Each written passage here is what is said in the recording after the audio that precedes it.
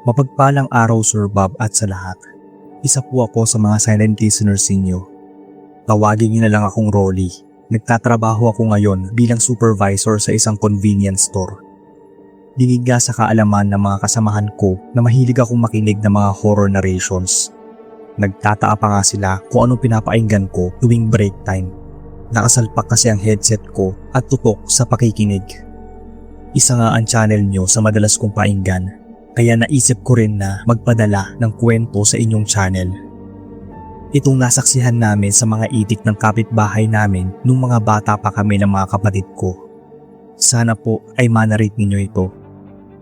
Nung bata pa kami ay may kapitbahay kami nung nag-aalaga ng maraming itik.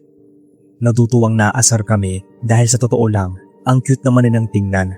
Pero maingay din kapag sabay-sabay silang nagsisipaghunihan. Pero nangyayari lang naman yon tuwing umaga at hapon kapag siguro gutom sila. Pero nagtaka na lang kami nung isang gabi ay sobrang ingay nila. Yung para bang nakakabulabog na sa pagtulog. Pakiramdam ko pa noon ay nagliliparan ng iba. Bihira lang mangyari yon. Maliban na lang kung may taong talagang sadyang nambubulabog sa kanila. Naalala ko noon na umalis ang may-ari ng bahay at walang tao doon sa kanila. Kaya baka kako may nagnakaw ng mga alaga nilang itik. Sumilip ako noon sa bintana namin sa may kusina. Kita kasi doon ang kinaroroonan ng mga itik. Nung una ay wala akong nakitang kahit ano, pero nagkaagulo pa rin yung mga itik. Nagulat pa ako noon nang bigla na lang may tumabi sa akin. Si Kuya Roland ko. Nagising din daw kasi siya sa ingay ng mga itik. Nakarating na daw yung iba sa gilid ng kwarto niya. Maya-maya ay andoon na rin ang dalawa pa naming kapatid. Ang sumunod sa akin at ang bunso. Kukusot-kusot pa sila ng mga mata. Ang ingay daw ng mga itik. Pupunta daw sana sila sa kwarto ni nanay, pero nakita daw nilang naasilip ako sa bintana. Pinatahimik ko sila. Maya-maya nun, may nakita akong gumagalaw sa gitna ng kinaroroonan ng mga itik. Madilim na ang bahaging yon. Pero kinilabutan ako nang makita akong parang may mapulang mga mata na naroon. Mahina akong tinanong ang mga kapatid ko kung nakita ba nila yon. Oo raw. Sinabi ko sa dalawa naming kapatid na babae na pumasok na sa kwarto ni nanay. Doon nakako sila matulog. Kami naman ni Kuya ay nagpaiwan sa may bintana. Binabantayan namin ang kilos ng kung anumang naroon sa may itikan. Maya-maya ulit ay nakarinig na kami ng mahinang pag-atungal. Kinilabutan kami ni Kuya. Nagising noon si nanay at nagpailaw ng kusina. Sinita kami ni tatay kung ano raw ba ang ginagawa namin ng mga oras na yon. Pinatahimik namin siya noon pero pinagalitan lang kami kaya wala kaming nagawa kundi bumalik sa kwarto. Pero bago yon ay sinilip ko pa ulit kung andoon pa yung nakita naming nilalang. Wala na yon. Umalis siguro nang magpailaw si tatay. Kinabukasan ay agad naming pinuntahan ni Kuya yung itikan ng kapitbahay. Ganoon na lang ang pagtataka namin dahil kakaunti na lang ang mga yun. Nang dumating ang may-ari ay agad naming kinuwento ang nasaksihan namin. Akala pa nga niya ay ninakaw ang mga yun. Pero sinabi naming mapupula ang mga mata nang nakita naming pumasok sa itikan niya. Pero hindi namin makita ang bulto ng katawan. Dahil madilim at sobrang itim din.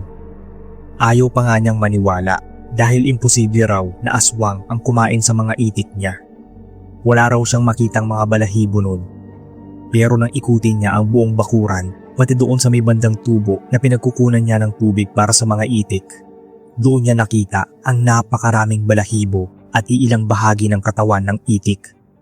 Para ba yung binalata ng buhay? May mga natuyong dugo pa nga doon. Wala siyang nagawa kundi ang maiyak sa nangyari. Pero sigurado kami ni Kuya at mga kapatid ko sa nakita namin. Malamang sa malamang ay aswang talaga ang dumali sa mga itik niya. Hindi naman na ulit nangyari yon, pero hindi pa rin mawala sa isip ko yung mga nakita namin.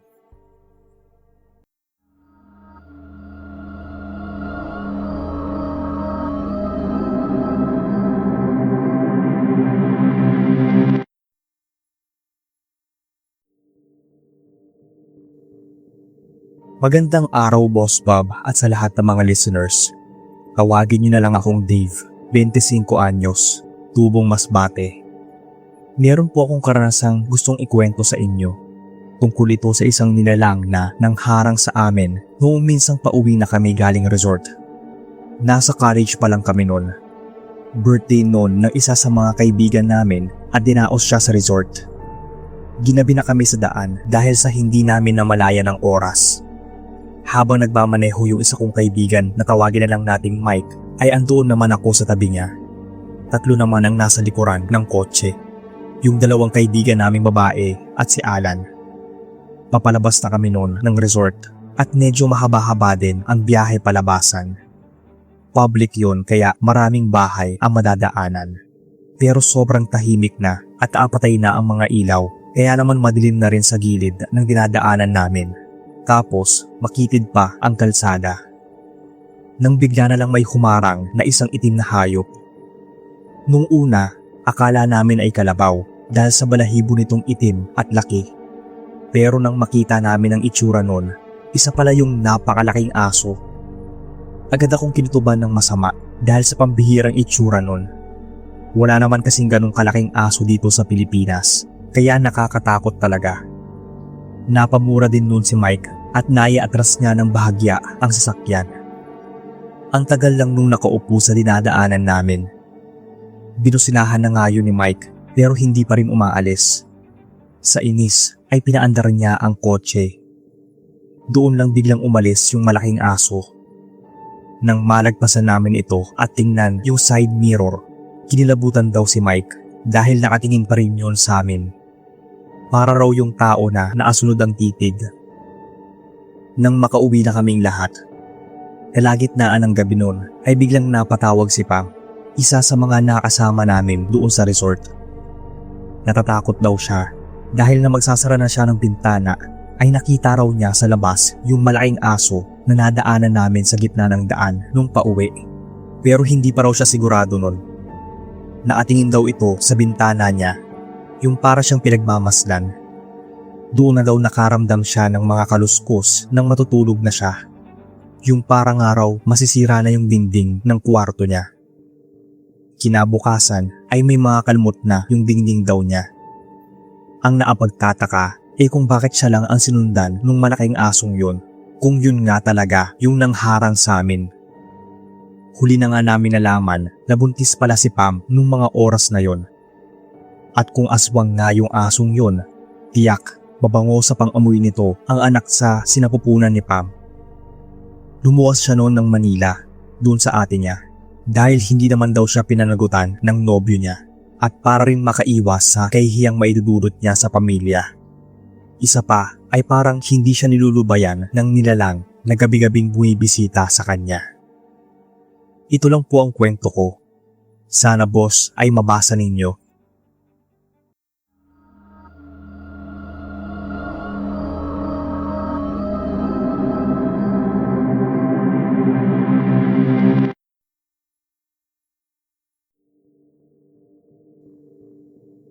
Tawagin niyo na lang akong Irene.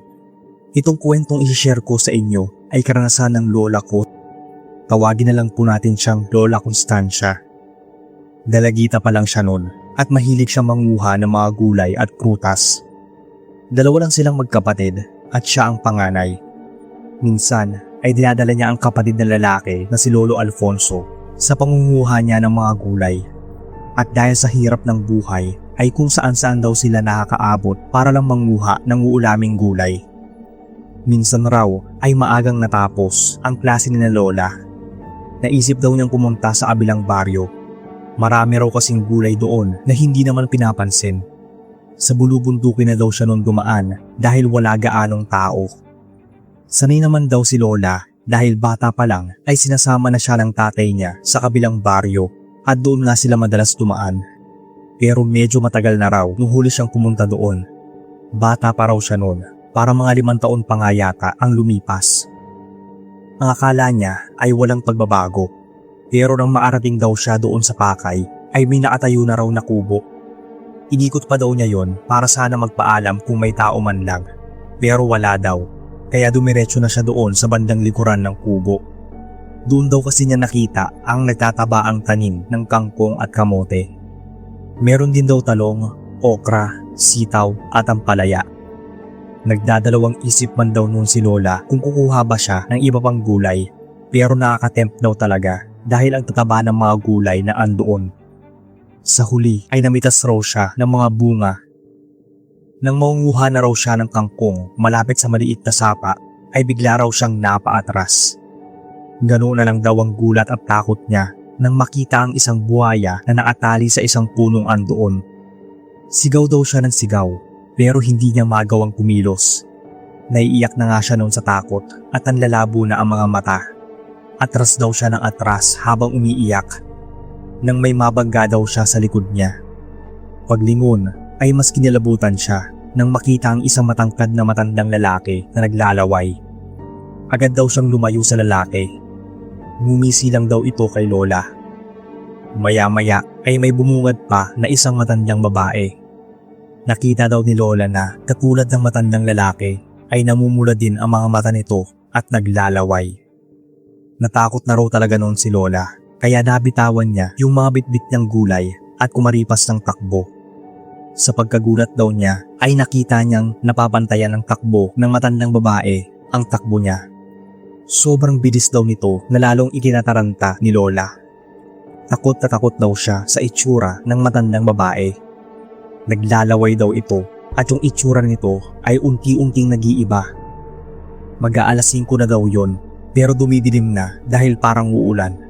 Pero hindi raw tumigil sa pagtakbo si Lola. Nang makarinig daw siya ng pagtawag sa pangalan niya.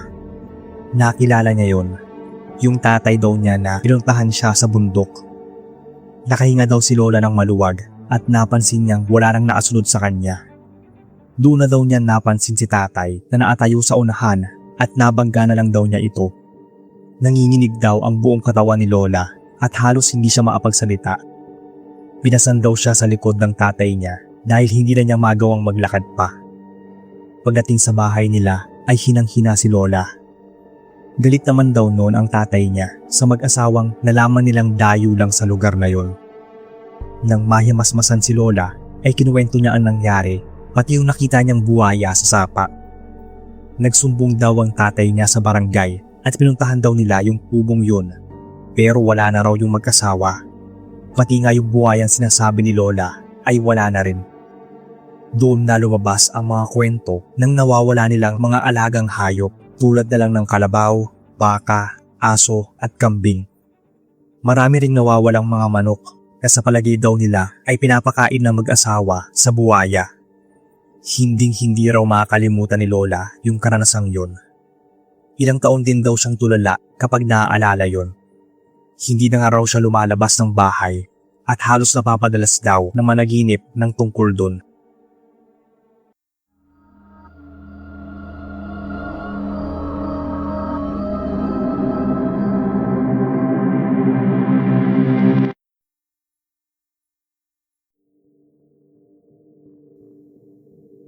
Hello po Sir Bob. Ako si Angela at may alaga akong aso na tawagin na lang nating Bantay. Bantay na ang tinawag namin dahil bantay namin siya sa bahay tuwing aalis kami. Obviously, siya rin ang bantay kapag natutulog na kami. Nakasanayan na noon ni Papa na kapag tinatawag niya si Bantay ay pasipol. Kaya kapag may sumisipol na doon sa bahay namin ay alam kong dumating na si Papa at tinatawag niya si Bantay. Malambing at masunurin si Bantay. Agad yung tumatalima kapag tinatawag ni Papa.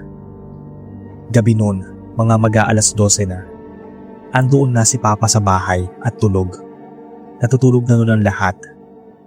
Nagising na lang ako bigla dahil nakarinig ako ng pagsipol. Paulit-ulit yun kaya nakaramdam ako ng kilabot. Sinilip ko si Papa sa kwarto niya at mahimbing siyang natutulog. Sinilip ko naman si Bantay at hindi siya mapakalingon sa kinatatalian niya.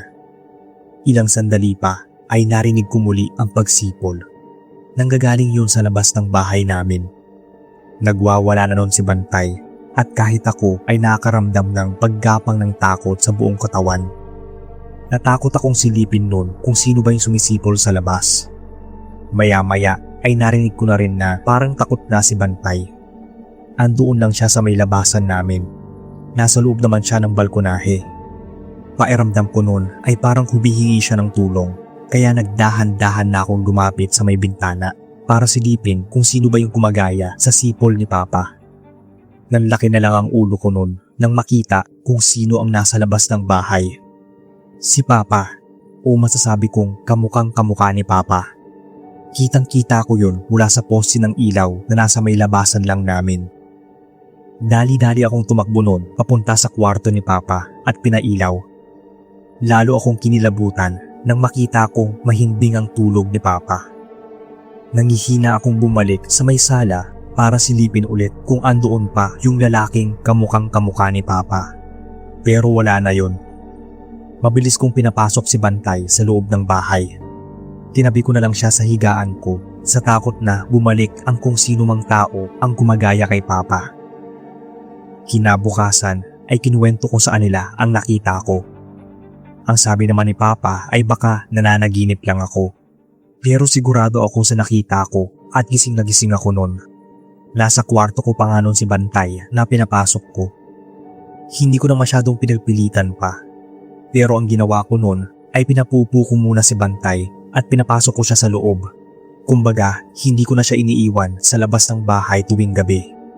Ayoko na kasi ulit marinig pa yung pagsipol ng kung sino mang nilalang yun na parang doppelganger pa ni Papa.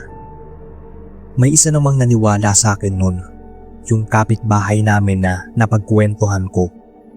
Minsan din daw ay nakita niya yung kapatid niya na nasa labas ng bahay nila. Pero nang tingnan daw niya yung kwarto nito ay andoon daw ito at natutulog. May nanggagaya nga doon sa lugar namin.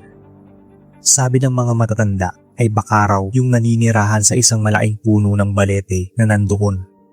Matanda na raw yun at malamang ay may naninirahan talagang elemento. Hindi lang sila sigurado kung multo ba, engkanto o ano na pwedeng kunyango o doppelganger na gumagaya nga sa itsura ng napagtitripan nila. Hanggang dito na lang po muna ang creepy story ko, sir.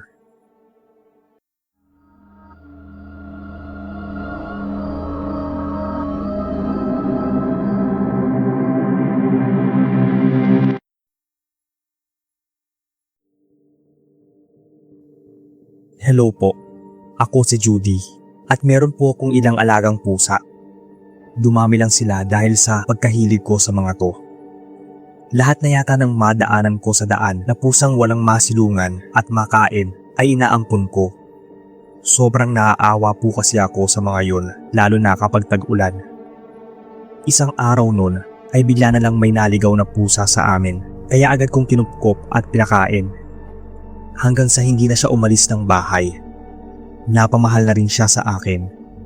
Kaya nang minsang hindi ko siya makita ay agad akong nag-alala.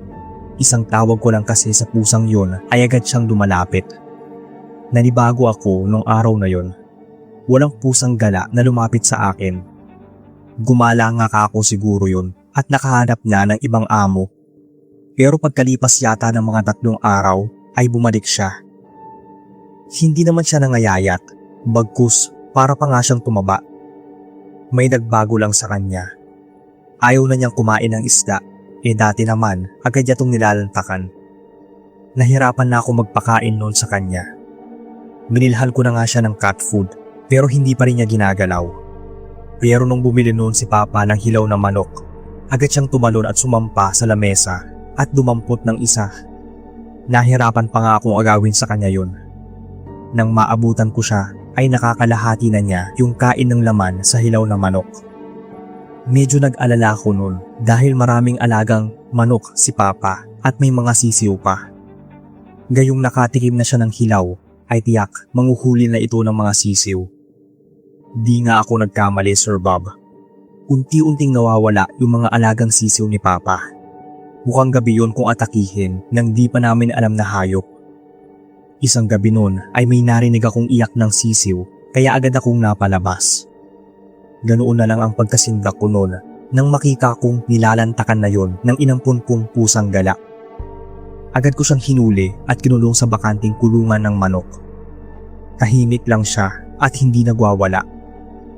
Kinabukasan, tiningnan ko yung kulungan at napasinghap na lang ako. May sira na yon at wala na doon yung pusa. Tinawag ko yon pero walang lumalapit sa akin. Kaya naisip ko na gumala na naman siya. Kinahapunan ay umuwi na siya. At sa pagkagulat ko ay may kagat na siyang karne ng kung ano at hilaw pa yun. Agad ko yung inagaw sa kanya pero kinalmot niya ako sabay tangay ng karne. Hinanap ko siya pero hindi ko na naman siya makita. Isang araw noon ay may isang batang hinihingal na pumunta sa amin.